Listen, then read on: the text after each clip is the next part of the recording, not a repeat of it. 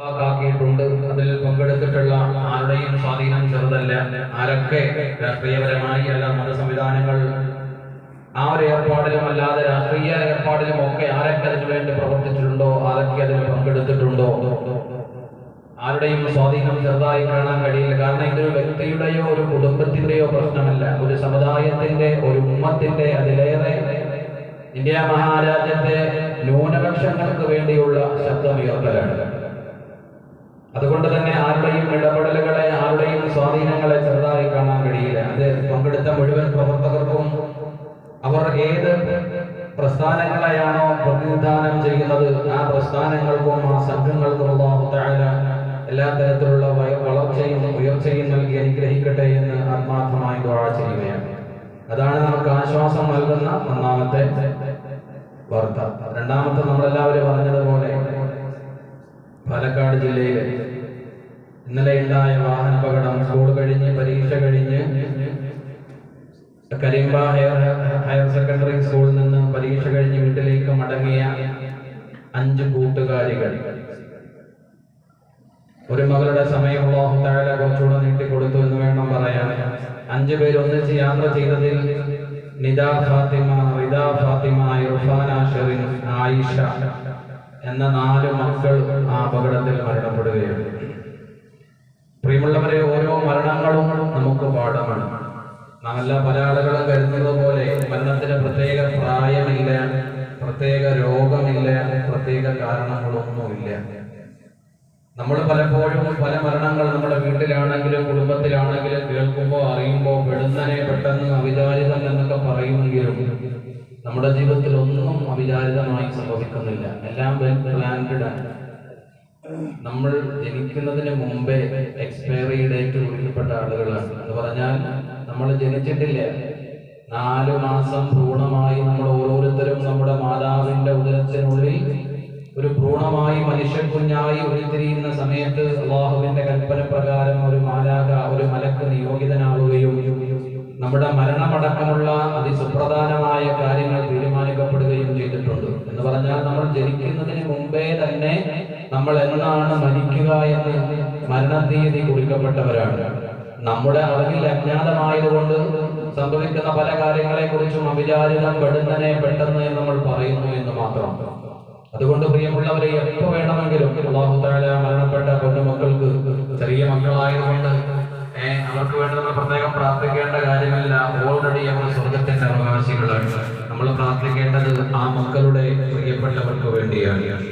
കാരണം ജീവിതത്തിൽ ക്ഷമ എന്ന് പറഞ്ഞാൽ ഏറ്റവും വലിയ പ്രയാസം നേരിടേണ്ടി വരുന്നത്, ഏറ്റവും വലിയ ദുഃഖം നമ്മൾ നേരിടേണ്ടി വരുന്നത് നമ്മുടെ മക്കളെ കൊണ്ടുള്ള പരീക്ഷണങ്ങളിലാണ്.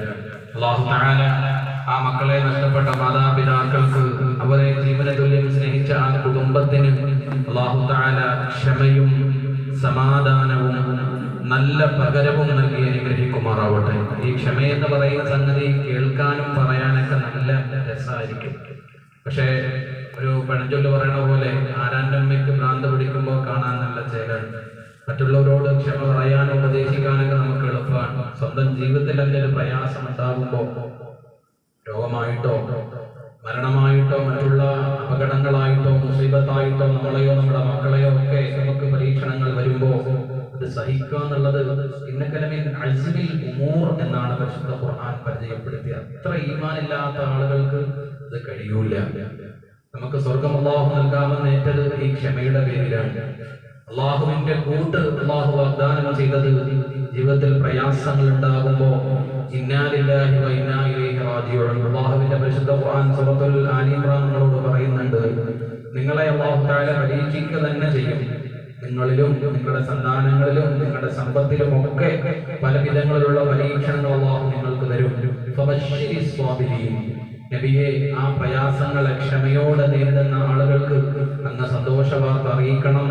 അല്ലദീന, ആരാണ് ക്ഷമിക്കുന്നവർ? അല്ലദീന ഇദാ അസ്വാബതുഹും മുസീബ, ഒരു പ്രയാസം സ്വന്തത്തിലോ മക്കളിലോ നമ്മുടെ അല്ലാഹു തന്ന മറ്റുള്ള സംവിധാനങ്ങളിലോ എന്തെങ്കിലുമൊക്കെ പ്രയാസങ്ങൾ, മരണമടക്കമുള്ള അപകടങ്ങൾ അടക്കമുള്ള പ്രയാസങ്ങൾ നേരിടുമ്പോൾ ഖാലൂ ഇന്നാ ലില്ലാഹി വ ഇന്നാ ഇലൈഹി റാജിഊൻ. നമ്മൾ വന്നത് അല്ലാഹുവിൽ നിന്നാണ്, അല്ലാഹുവിലേക്ക് മടക്കപ്പെടേണ്ടവരാണ്. നമ്മളൊന്നും കൊണ്ടുവന്നവരല്ല, ഒന്നും കൊണ്ടുപോകുന്നവരല്ല. അതിൻ്റെ നടക്കുന്ന പറയുന്ന സംവിധാനങ്ങളൊക്കെ അള്ളാഹുവിന്റെ തീരുമാനമാണ്. അതിൽ പൊരുത്തപ്പെട്ടുകൊണ്ട് പ്രിയമുള്ളവരെ അള്ളാഹുവിന്റെ തീരുമാനത്തെ ക്ഷമയോടെ നേടാൻ നമുക്ക് സാധിച്ചാൽ അതിൽ പരം വിജയം മറ്റു വേറൊന്നുമില്ലെന്നാണ് പരിശുദ്ധ ഖുർആൻ നമ്മളോട് പറയുക. ഓരോ മരണവും ചെറിയ മക്കളുടേതാവട്ടെ മുതിർന്നവരുടെയാവട്ടെ, നേരത്തെ പറഞ്ഞല്ലോ മരണത്തിന് പ്രത്യേക കാരണങ്ങളൊന്നുമില്ല. സ്കൂൾ വിട്ട് ഒന്നാമത്തെ രണ്ടാമത്തെ പരീക്ഷ കഴിഞ്ഞ് അതിന്റെ ആവലാതികളും ആശങ്കകളൊക്കെ പങ്കുവെച്ച് കളിച്ചിരികളുമായി നടന്നു വരുന്ന ആ മക്കളുടെ മുകളിലേക്കാണ് നിയന്ത്രണം വിട്ട സിമന്റ് കയറ്റി വരുന്ന ഒരു ലോറിയുടെ രൂപത്തിൽ മരണം അവരെ പിടികൂടിയത്. പ്രിയമുള്ളവരെ, നമ്മളെ ഓരോരുത്തരും ഈ മരണത്തിന് കീഴടങ്ങേണ്ടവരാണ്. നമ്മുടെ ജീവിതം നമ്മൾ പലപ്പോഴും പറയും എനിക്ക് അസുഖങ്ങളൊന്നുമില്ല, ഇന്നലെ കൂടി ഫുൾ ബോഡി ചെക്കപ്പ് നടത്തിയതാണ്, ഷുഗറിനില്ലാണ്, പ്രഷറിനില്ലാണ്, കൊളസ്ട്രോളിനില്ലാണ്. പക്ഷെ അല്ലാഹു തആല വിചാരിച്ചാൽ ഈ രോഗങ്ങളുടെ ഒന്നും ആവശ്യമില്ല. മഹാന്മാരായ പണ്ഡിതന്മാർ പറഞ്ഞു വെച്ചതുപോലെ കമ്മിൻ സ്വഹീഹിൻ മാത മിൻ ഗൈരി ഇല്ലതി വകം മിൻ മരീദിൻ ആശ ദഹ്റൻ ഇലാ ദഹരി. എത്ര ആരോഗ്യ ദൃഢഗാത്രരായ ആളുകളാണ്. അവർ ഇനിയും ഒരുപാട് കാലം ജീവിക്കാമെന്ന ഒരു രോഗവും ബാക്കിയില്ല, ഒരു രോഗവും എനിക്കില്ല എന്ന ആത്മവിശ്വാസത്തോടെ ജീവിക്കുമ്പോൾ പെടുന്നനെയാണ് അവരെ അറ്റാക്കിന്റെ രൂപത്തിലോ മറ്റിതുപോലെയുള്ള ആക്സിഡന്റിന്റെ രൂപത്തിലോ ഒക്കെ അല്ലാഹു തആല മരണത്തിന് അവരെ കീഴ്പ്പെടുത്തുക. അതേപോലെ തന്നെ എത്ര രോഗികളാണ് വർഷങ്ങളായി അവർ രോഗികളായി തന്നെ അല്ലെങ്കിൽ ആ രോഗം ഏറിയും കുറഞ്ഞുമൊക്കെ അവർ ജീവിച്ചിരിക്കുന്നു. പക്ഷേ ഒരു രോഗവും പറയാനില്ലാത്ത ആളുകൾ അല്ലാഹുവിന്റെ തീരുമാനപ്രകാരം ഈ ലോകത്തോട് വിട പറഞ്ഞു പോകുന്നു. മഹാനായ തഴവാ ഉസ്താദ് പറഞ്ഞതുപോലെ ചികിത്സിച്ച വൈദ്യനും മണ്ണിനോടമർന്നില്ലേ, അവർക്കുള്ള രോഗികളോ ഹയാത്തിൽ തന്നെ. ചില രോഗികളെ കുറിച്ച് ഡോക്ടർമാർ വിശ്വകന്മാര് പറയാറുണ്ട്, ഇന്ന ആള് ഇനി കുറച്ച് ദിവസം കൂടെ ജീവിക്കുള്ളൂ, ഇത്രയൊക്കെ എന്താന്നുള്ളൂ ആയുസുള്ളൂ, വളരെ വേഗത്തിൽ മരണപ്പെടുമെന്ന് ഡോക്ടർമാർ വിധി എഴുതിയ എത്രയോ രോഗികൾ ഇന്നും ജീവിച്ചിരിപ്പാണ്. എന്നാൽ ചികിത്സിച്ച ആ ഡോക്ടർമാരോ, അവർക്ക് മരണം നിശ്ചയിച്ച മരണം വിധിച്ച ഡോക്ടർമാർ ഇന്ന് ലോകത്തില്ല. പക്ഷെ അവർ ചികിത്സിച്ച് അവർ മരണം പറഞ്ഞിരുന്ന രോഗികൾ ഇപ്പോഴും ജീവനോടെ ഭൂമുഖത്ത് ഈ ഭൂമിയിൽ ജീവിച്ചിരിപ്പുണ്ട് എന്ന യാഥാർത്ഥ്യം മഹാനായ തഴവാ ഉസ്താദ് അദ്ദേഹത്തിന്റെ അൽ മവാഹിബുൽ ജലിയ എന്ന കവിതാ സമാഹാരത്തിലൂടെ കവിതാരൂപത്തിൽ നമുക്ക് ഉപദേശം നൽകി വെക്കുകയാണ്. അതുകൊണ്ട് പ്രിയമുള്ളവർ, നമ്മളിപ്പോ ജീവിക്കുന്നത് കണ്ടുപിടുത്തങ്ങളുടെ ഏറ്റവും വലിയൊരു ലോകത്താണ്. ആധുനികവും അത്യാധുനികവും അത്യന്താധുനികവുമായ ഏത് സംവിധാനങ്ങൾ ലോകത്ത് അറിയപ്പെട്ട ഏറ്റവും വലിയൊരു വിശ്വങ്കരന്റെ മേൽനോട്ടത്തിൽ, ഒരു ഡോക്ടറുടെ മേൽനോട്ടത്തിൽ ലോകത്തിലെ ഏറ്റവും വലിയ എല്ലാ സംവിധാനങ്ങൾക്കും നടുവിൽ ഇപ്പൊ ഏറ്റവും വലിയ നമ്മളിപ്പോ പറയാനുള്ളത് വെന്റിലേറ്ററാണ്. സ്വന്തമായി ശ്വാസമെടുക്കാൻ കഴിയാത്ത ആളുകൾ, അത്രയ്ക്ക് അവശതയുള്ള ആളുകളെ വെന്റിലേറ്ററിന്റെ സഹായത്തിലൂടെ, അതായത് ഇപ്പൊ നിലവിൽ കണ്ടുപിടിച്ചിട്ടുള്ള ഏറ്റവും വലിയ സംവിധാനമാണ്. അതിൽ കൊണ്ട് കിടത്തിയാലും പ്രിയമുള്ളവരെ, അല്ലാഹു തീരുമാനിച്ചാൽ, നമ്മളെപ്പോഴും കേൾക്കാറുള്ള ഓതാറുള്ള പല ആളുകൾക്കും മനഃപാഠമില്ല, അല്ലാഹു നമുക്ക് എത്തിച്ച ഒരു സമയമുണ്ട്. വലികുല്ലി ഉമ്മത്തിൻ അജൽ ഫഇദാ ജാഅ അജലുഹും ലാ യസ്തഖിറൂന സഅ വലാ യസ്തഖ്ദിമൂൻ. ഈ ആധുനിക സംവിധാനങ്ങളൊക്കെ കണ്ടുപിടിക്കുന്നതിന് മുമ്പേ അല്ലാഹുവിന്റെ ഖുർആൻ പറഞ്ഞു വെക്കുകയാണ്, നിങ്ങൾ എവിടെയായിരുന്നാലും ശരി, നിങ്ങൾ എന്തെല്ലാം സംവിധാനങ്ങൾക്ക് നടുവിൽ എന്തെല്ലാം സംവിധാനങ്ങൾ നിങ്ങൾ സജ്ജീകരിച്ച് അതിനുള്ളിൽ പതിയിരുന്നാലും ശരി, ഖുർആന്റെ ഭാഷ യുദ്രിക്കുമുൽ മൗതു ഐനമാ തകൂനു യുദ്രിക്കുമുൽ മൗത്. നമ്മുടെ ജീവിത വിജയത്തിന് പല കാര്യങ്ങളും നമ്മൾ മുമ്പോട്ട് വെക്കാറുണ്ട്. ജീവിതത്തിന്റെ വിജയത്തിന്റെ മാനദണ്ഡമായിട്ട് അമ്പരചുംബികളായ കൊട്ടാര സമാനമായ വീടുകളുള്ളവരാണ് ജീവിതത്തിൽ വിജയിക്കുക. വിശ്വാസികളെ സംബന്ധിച്ച് പരലോകത്തിലും അല്ലാഹുവിലും അന്ത്യദിനത്തിലും വിശ്വാസമുള്ള ആളുകളെ കുറിച്ചാണ് പറയുന്നത്.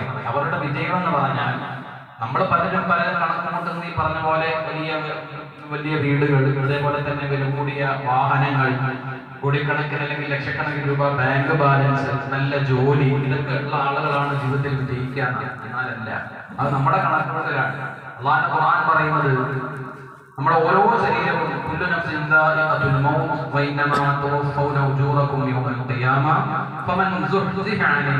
ഒരാളെ ജീവിതത്തിൽ വിജയിച്ചോ പരാജയപ്പെട്ടോ തീരുമാനിക്കുന്ന എപ്പോഴാണ്?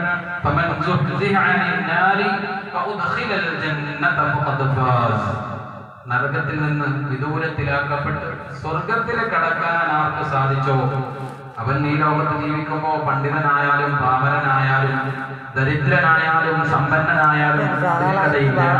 നാളെ പ്രലോകത്ത് വരുമ്പോ നരകത്തിൽ നിന്ന് അകറ്റപ്പെട്ട് സ്വർഗത്തിൽ ആർക്കാണോ പ്രവേശിക്കാൻ ഭാഗ്യം ലഭിച്ചത്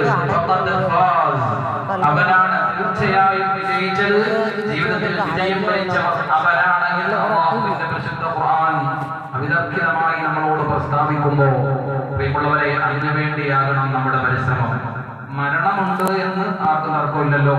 അപ്പൊ ആ മരണത്തിന് ശേഷമുള്ള യഥാർത്ഥ ലോകം, നിങ്ങൾ ബുദ്ധിമാൻ എന്ന് പറഞ്ഞാൽ മരണശേഷം വരാനിരിക്കുന്ന കാലാകാലമുള്ള യഥാർത്ഥ ജീവിതത്തിന് വേണ്ടി പരിശ്രമിക്കുന്നവരാണ് നിങ്ങളിൽ വിജയികൾ എന്ന് അല്ലാഹുവിന്റെ പ്രവാചകൻ നബി മുഹമ്മദ് മുസ്തഫ സ്വല്ലല്ലാഹു അലൈഹി വസല്ലം തങ്ങൾ പഠിപ്പിക്കുമ്പോൾ പ്രിയമുള്ളവരെ, ആ ജീവിതത്തിന്റെ സൗരഭ്യത്തിന് വേണ്ടി, ആ ജീവിതത്തിന്റെ മനോഹാരിതയ്ക്ക് വേണ്ടി അതിനുവേണ്ടി പണിയെടുക്കുന്നവനാണ് മുഅ്മിൻ. അതിനുവേണ്ടി പണിയെടുക്കുന്നവരാകണം ബുദ്ധിയുള്ളവരായ നമ്മൾ ഓരോരുത്തരും.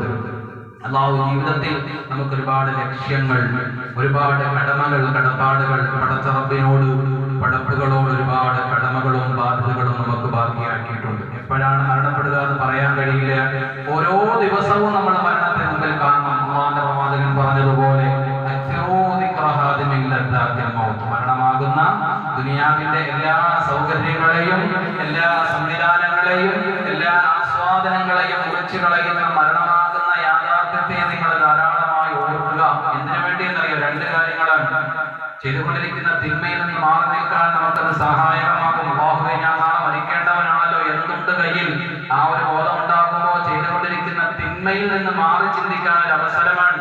അതേപോലെ തന്നെ നന്മകൾ ധാരാളമായി ചെയ്യാൻ, ചെയ്തുകൊണ്ടിരുന്ന തിന്മ സ്റ്റോപ്പ് ചെയ്ത് തൗബയിലൂടെ പരിഹാരം കണ്ട്, ഇസ്തിഗ്ഫാറിലൂടെ പരിഹാരം കണ്ട് കൂടുതൽ നന്മ ചെയ്ത് അല്ലാഹുവിലേക്ക് അടുക്കാനുള്ള ഒരു മാർഗമാണ്. അതുകൊണ്ട് തന്നെയാണ് ഈ ഒരു കാര്യം മുമ്പിൽ വെച്ചുകൊണ്ടാണ് ഖബർ സിയാറത്ത്, നമ്മുടെ കുടുംബത്തിൽ മരണപ്പെട്ടു പോയ ആളുകൾ സിയാറത്ത് ചെയ്യൽ ഇസ്ലാം സുന്നത്താക്കി. എന്തിനു വേണ്ടിയിട്ടാണ്? ഇന്നഹാ തുസഹ്ഹിദുകും ഫിദ്ദുനിയാ വതുദക്കിറുകുമുൽ ആഖിറ. നമ്മളെ വേണ്ടപ്പെട്ട പ്രത്യേകിച്ച് വെള്ളിയാഴ്ചകളിലൊക്കെ നമ്മൾ മരണപ്പെട്ടു പോയ മാതാപിതാക്കളും നമ്മുടെ ബന്ധുജനങ്ങളൊക്കെ നമ്മുടെ സന്ദർശനവും നമ്മുടെ പ്രാർത്ഥനയും അവർക്ക് വേണ്ടിയുള്ള ദുആയും അഅ്മാലുകളും പ്രതീക്ഷിക്കുന്ന ഒരു ദിവസമാണ്. ആഴ്ചകളെ മറ്റേ ദിവസവും നമുക്ക് പറ്റിയില്ലെങ്കിലും ആഴ്ചയിൽ വെള്ളിയാഴ്ചയെങ്കിലും പ്രിയമുള്ളവരെ, നമ്മുടെ പ്രിയപ്പെട്ടവരുടെ ഖബറിനടുക്കിലേക്ക് നമ്മൾ പോകണം. നമ്മുടെ മക്കളെയും കൂട്ടി പോകണം, അവരെയും പഠിപ്പിക്കണം. കാരണം ഞാൻ ഇന്ന് എന്റെ മകനെ കൊണ്ടുപോയി അത്താടെ ഖബർ കാണിച്ചു കൊടുത്തതിന്റെ അത്താണ് മോനെ ദുആ ചെയ്യണമെന്ന് ഞാൻ ചെയ്യുന്നത് കണ്ടിട്ടാണ് എന്റെ മകനും, ഞാനും മരണപ്പെടേണ്ടവനാണല്ലോ. എപ്പൊ എന്റെ മകനും അവന്റെ മകനെ അങ്ങനെ പരമ്പരകളായി നമുക്കും ആ ഒരു ദുആ ബർക്കത്ത് കിട്ടണമെങ്കിൽ നമ്മുടെ മക്കളെ കൊണ്ടുപോയി ആ ഖബറിനടുക്ക് ചെല്ലുക. ഇതെന്തിനു വേണ്ടിയിട്ടാണ്?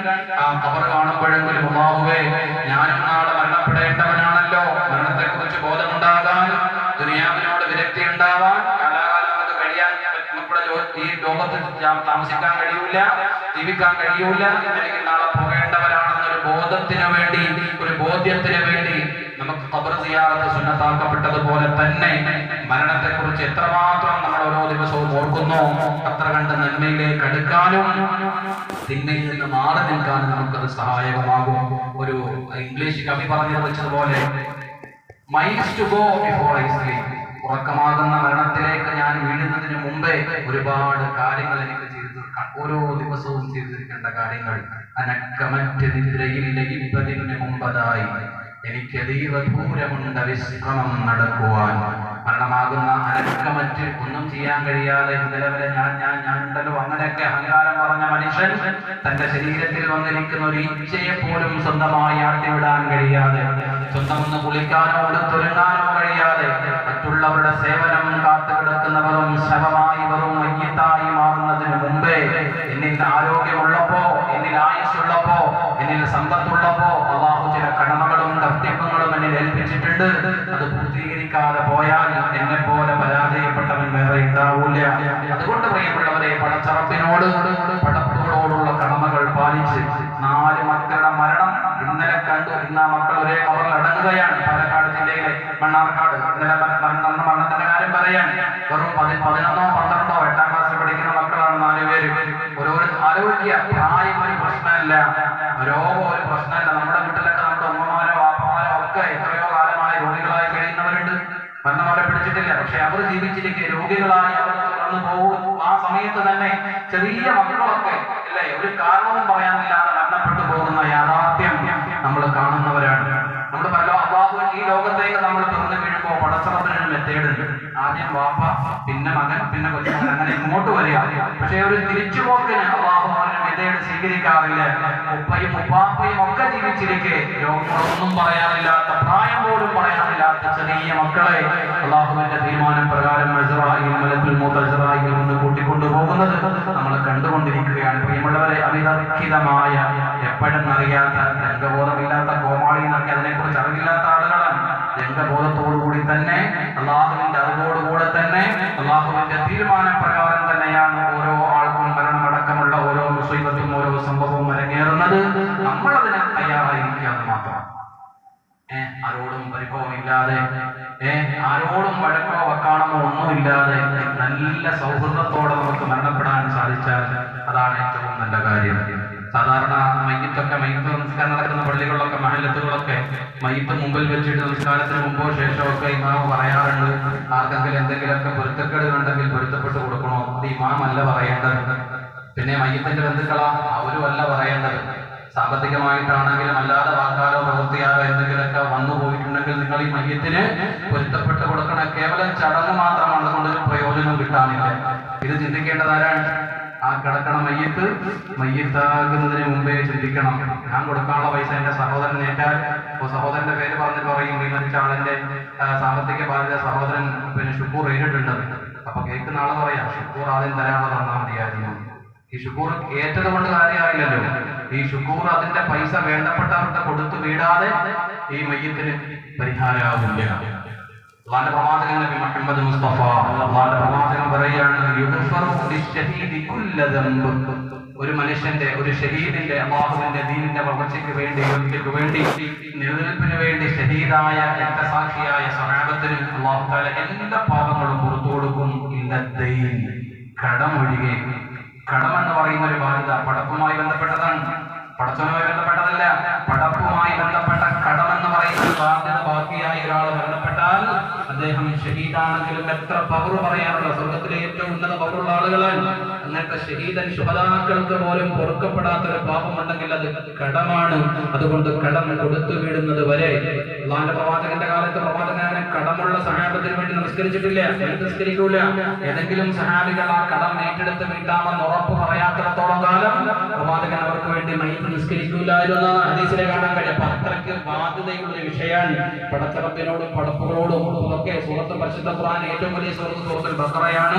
ആ സൂറത്തിൽ ഏറ്റവും വലിയ ആയത്ത് സൂറത്തുൽ ദൈൻ എന്ന പേരിൽ കടം കൊടുത്താൽ എഴുതി വെക്കണം, സാക്ഷികളെ നിർത്തണം എന്ന് പറയുന്ന ഒരു വിഷയം അടങ്ങിയിട്ടുള്ള ആ സൂറത്ത് നമ്മൾ ശരിക്കും മനസ്സിലാക്കേണ്ടവരാണ്. നമ്മളാരും കടം വാങ്ങിയാലോ കൊടുത്താലും പലരും എഴുതി വെക്കാറോ സൂക്ഷിക്കാറോ ഒന്നുമില്ല. അത് ഏറ്റവും വലിയൊരു ബാധ്യതയാണ്. അത് മരണസമയത്ത് ആരെങ്കിലും ഏറ്റത് കൊണ്ട് കാര്യമല്ല, ഏറ്റ ആളത് കൊടുത്ത് വിടുന്നത് വരെ പരലോകത്ത് നമുക്കൊരു ബാധ്യതയായിട്ട് വരികയാണ്. അതുകൊണ്ട് കടത്തിന്റെ വിഷയമാണെങ്കിലും പടച്ചോനുമായി ബന്ധപ്പെട്ട വിഷയമാണെങ്കിലും അത് കൃത്യമായി പറഞ്ഞ് നമ്മൾ ഓരോരുത്തരും മരണപ്പെടുന്നതിന് മുമ്പേ നമുക്ക് സമയം കൃത്യമായി അറിയാൻ കഴിയുമായിരുന്നെങ്കിൽ നേരത്തെ തയ്യാറായി നിൽക്കായിരുന്നു. എപ്പോഴും സംഭവിക്കാം, അതുകൊണ്ട് എപ്പോഴും നമ്മളതിന് തയ്യാറാവണം. ഹദീസിൽ കാണാം, ഓരോ ദിവസവും 70 അല്ല അതിൽ കൂടുതൽ തവണ അസ്റായിൽ ഒരു മനുഷ്യനെ സമീപിക്കുന്നുണ്ടെന്നാണ്. ഇസ്രായേൽ ആത്മാവിനെ പിടിക്കാൻ വേണ്ടി ഓരോ മനുഷ്യൻ സമീപിക്കുന്നുണ്ടെന്നാണ്. സമയമായില്ല, നിങ്ങൾക്ക് സമയമായിട്ടില്ല എന്ന് പറഞ്ഞ് അത് ഇസ്രായേലും സംഭവവും മടങ്ങി പോകുന്ന ഒരു സാഹചര്യം. എപ്പോ വേണമെങ്കിലും അല്ലാഹുവിന്റെ തീരുമാനം ഉണ്ടാവാം. നമ്മൾ ഈ ലോകത്തോട് വിട പറയുന്ന സമയത്ത് ഉറപ്പാണ് പോകുന്ന വിഷയത്തിൽ. പക്ഷേ ആ സമയത്ത് പടച്ചവനെ കുറച്ചുകൂടെ അവസരം കിട്ടിയില്ലെങ്കിൽ നന്നായി മരിക്കാമായിരുന്നല്ലോ. രണ്ടാമതൊരു അവസരം പ്രിയമുള്ളവരെ മരണത്തിനില്ല. ഖുർആനിലൊക്കെ പറയുന്ന സൂറത്തുൽ മുനാഫിഖുകളുടെ അവസാന ഭാഗത്ത് പറയുന്നത് പോലെ, റബ്ബി ലൗലാ അഖർതനി ഇലാ അജലിൻ ഖരീബ്, കുറച്ച് സമയം കൂടെ തരണം, ഞാൻ നന്നായിക്കോളാം.